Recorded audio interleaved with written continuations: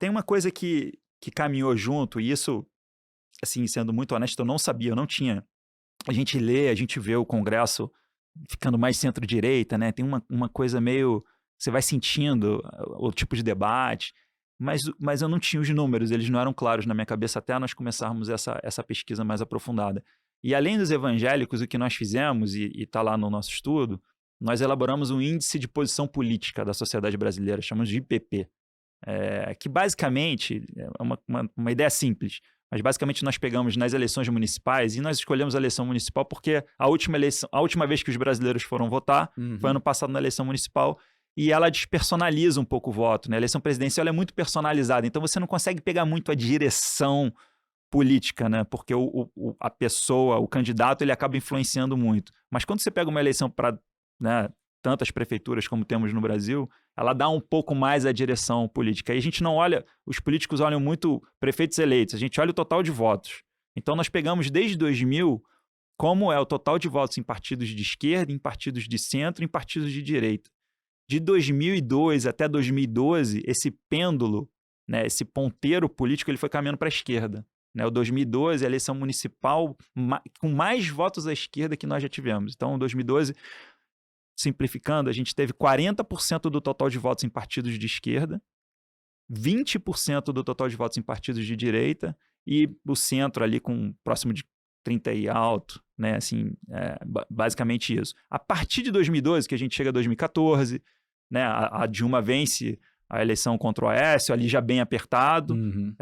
Nas eleições municipais de 16, a gente vê o pêndulo já mudando de 12 e indo para a direita. A partir daí, né, a captura do total de votos nas eleições municipais pela direita vem crescendo. E no ano passado, nós vimos a inversão da fotografia que tínhamos em 2012.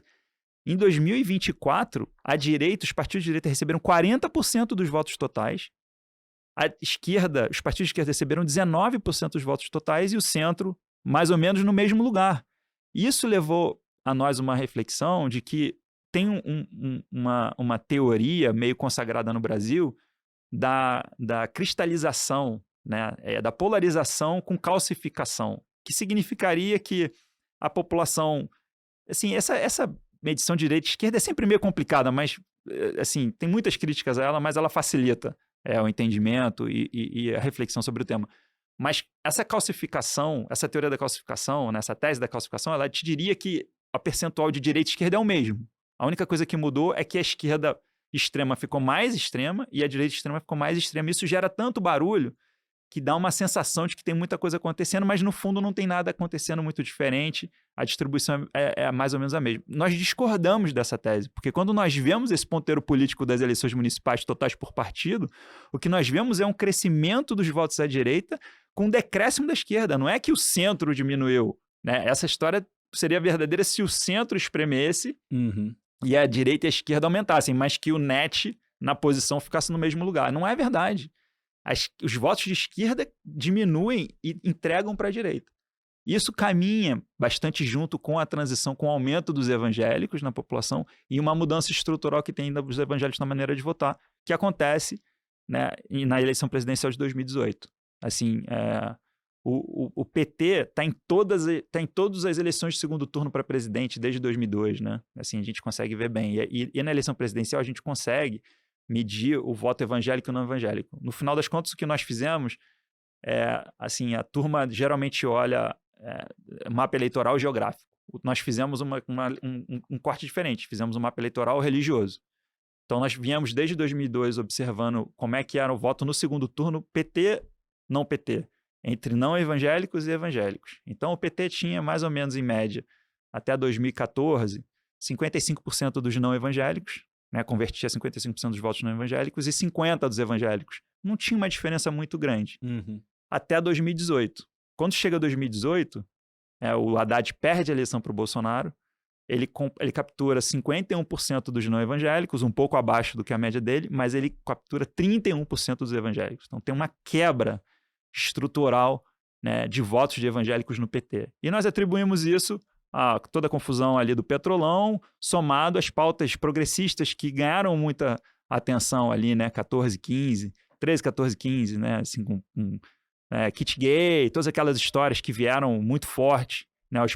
Principalmente a bancada evangélica começou a trazer com muita agressividade no Congresso, isso ganhou uma disseminação muito grande, e o público evangélico passou a votar diferente no PT. Então, em 22, quando o Bolsonaro perde a eleição para o Lula captura os mesmos 31% entre os evangélicos que o Haddad tinha. Pô, mas como é que ele ganha a eleição? Ele ganha porque ele consegue 60% dos votos não evangélicos, que é histórico, é um recorde histórico de conversão de votos do PT entre os não evangélicos. Pô, como é que o PT fez isso? O que nós atribuímos a isso? Nós entendemos que isso foi uma rejeição ao Bolsonaro. Assim, o Lula vence uma eleição que o pêndulo político está indo à direita, né? A eleição municipal de 20 com 24, ela vai mais à direita ainda. O pêndulo ponta, ele inverte mais para a direita. Pô, como é que pode um presidente de direita ter perdido para um de esquerda no meio do caminho quando esse pêndulo estava andando para a direita? É uma rejeição muito grande ao Bolsonaro. Mais propaganda que a Globo, péssimo para assistir. Propaganda ok, YouTube tem que ser remunerado pelo trabalho, mas quanta propaganda e interrupção do YouTube. Propaganda é ruim demais. Pessoal, eu também não aguento mais, mas alguém tem que pagar as contas aqui. Então, vamos fazer uma troca. Você, que odeia ter seu vídeo interrompido por anúncios no YouTube, pode se tornar um membro da nossa comunidade por menos de R$8 por mês. Em troca, a gente te dá todos os nossos episódios sem nenhum anúncio do YouTube, para você assistir sem interrupções. E para melhorar, você ainda ganha acesso a um grupo exclusivo no WhatsApp para trocar ideia com outros investidores e ainda ganha prioridade para mandar comentários e perguntas durante as nossas lives. E aí, negócio fechado? Clique em Seja Membro e apoie o Market Makers, o seu podcast preferido. É o preferido, né? Por isso que muita gente falou, né, que não foi o Lula que ganhou, foi o Bolsonaro que perdeu. Muito pelo que aconteceu ali no meio do caminho, principalmente, talvez pela Covid, enfim. Mas aí eu não sou analista político, não vou me atrever a fazer esse julgamento. Desculpa, não sei se você já concluiu, senão já tem mais uma... Não, vai lá, vamos embora. O que você faz na carteira com isso? Assim, porque, minha leitura com quando eu terminei de ler e analisar o relatório foi que muita gente atribui uma chance maior do PT ganhar a eleição, 50 alto contra 40 baixo pro PT, assim, não é também uma super vantagem. Mas a leitura do relatório mostra que talvez, do ponto de partida, o PT até saia atrás do candidato, a oposição, seja lá quem for. E a gente sabe que no mercado, assim, a gente está no momento em que o discurso do governo e o que está sendo feito pode colocar em risco o futuro da economia, principalmente para o lado do fiscal. Então, qualquer mudança de governo seria bem interpretada pelo mercado. Mas faltam 20 longos meses até essa eleição. Como é que vocês estão se posicionando em relação a isso? Eu acho que, assim, só para a gente amarrar esse raciocínio final, assim, a pergunta que nós estávamos tentando responder, inicial, era por que a economia indo tão bem, a popularidade não acompanhou, né? E a nossa resposta é que tem um pêndulo, uma demanda social que está mudando de direção, o que torna um ambiente muito mais hostil ao Lula do que ele teve nos outros mandatos. Tem uma população evangélica que ficou insensível à melhora da economia, porque ela entende que a melhora de vida está atrelada com a religião, está atrelada com as bênçãos de Deus, etc. Isso faz com que o Lula saia de uma popularidade já mais baixa do que ele teria normalmente. Só que o curioso dessa história é que quando nós avaliamos essa popularidade e quebramos entre evangélicos e não evangélicos, a popularidade do Lula no final do ano passado entre os não evangélicos, ela não apresenta essa quebra de correlação, né? Ela é uma boa avaliação. O Lula entre não evangélicos tem uma avaliação semelhante à Dilma no primeiro mandato, que a economia estava, né, a sensação econômica era positiva, né? Assim, os economistas, o mercado já sabia que as coisas estavam desajustadas, mas a sensação era positiva. Ela tinha uma avaliação que foi suficiente para ela vencer a reeleição. A avaliação do Lula entre os não evangélicos é semelhante à da Dilma no primeiro mandato. Então, ela é uma avaliação coerente. Só que entre os evangélicos, ela é muito mais baixa. Então, isso puxa a avaliação total para baixo. Então, ele parte de um lugar muito mais difícil. Então, a pergunta que nós fazemos é assim, poxa, se no melhor... E aí tem a outra parcela da análise, né? Que a gente está falando é que tem uma coisa estrutural de comportamento social na sociedade brasileira que está alterando e que deixa o ambiente mais difícil para um partido de esquerda vencer a eleição. Mas é suficiente? Garante a derrota do Lula em 2026, no ano que vem? Não garante. Deixa mais difícil. O que você precisa em cima disso? Entender como está o ciclo econômico. Porque o ciclo econômico ainda afeta de maneira relevante essa outra parcela da sociedade que são os não evangélicos.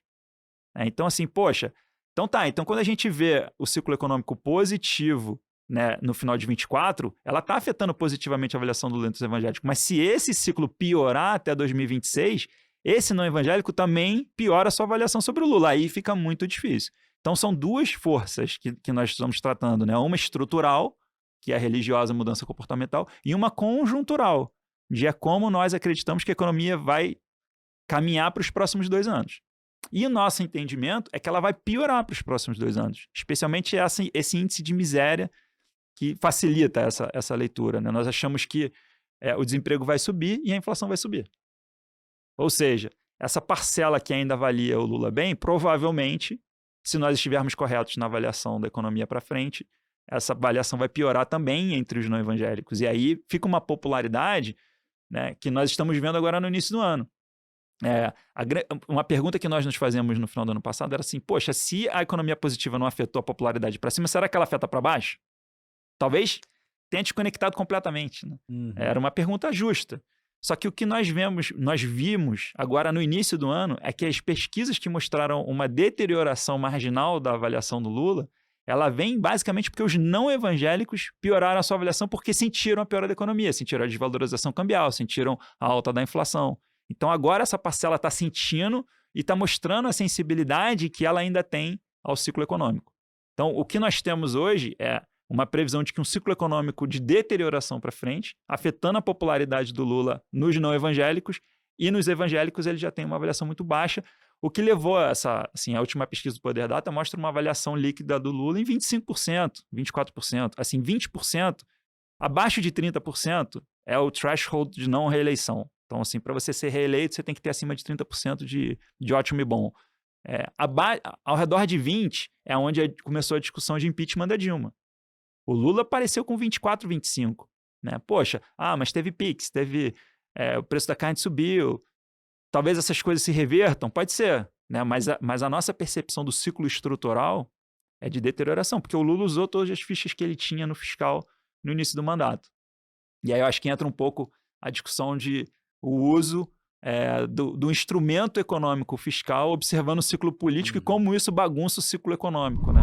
Se você gostou desse corte, certamente vai gostar do episódio completo. Então, clica aqui que você pode assistir ele na íntegra. Ou então, você pode clicar nesse vídeo e ver mais um corte desse episódio. Até a próxima!